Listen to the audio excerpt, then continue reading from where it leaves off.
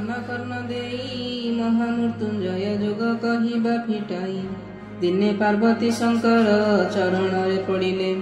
एही कथा जानिबाकु तांकु पचारिले उमांक वचन शुणी कहंती शंकर जा पुछिल शुण प्रिया आनंद मनर पृथ्वी पते जवायु आकाश मिशाई पंचभूते पद्मजोनि शरीर गढ़ई ए पंचभूतर सर्व जीव जंतु जन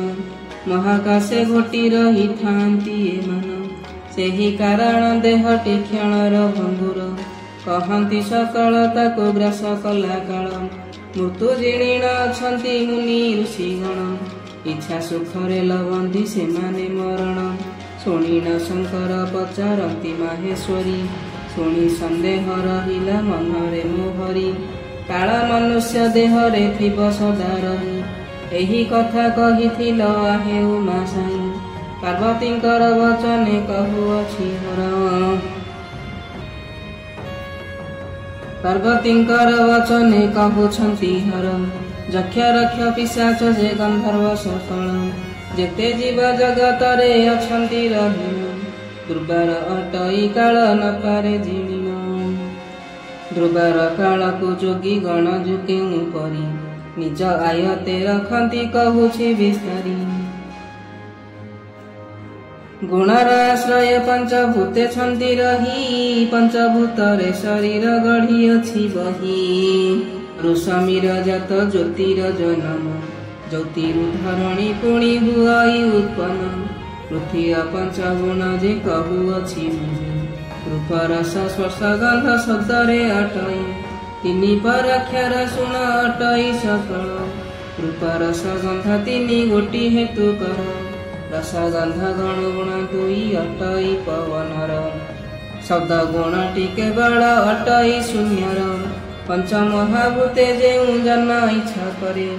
जीवर प्राण प्रयाण घटई से काले उमा पचारती कुह आहे प्राण सही एवं जोग करिले काल को जीणई जहा पुछा कल एबे शुण मन देई सेही कथा गोटिए बे कहुछि बुझाई गृह मध्यरे बसिण दृढ़ आसन रे द्वार निरोध करिब बसी आसन रे अस्त्र इतर शब्द शुणिन से काले से शब्द हजम कले खाइबार काले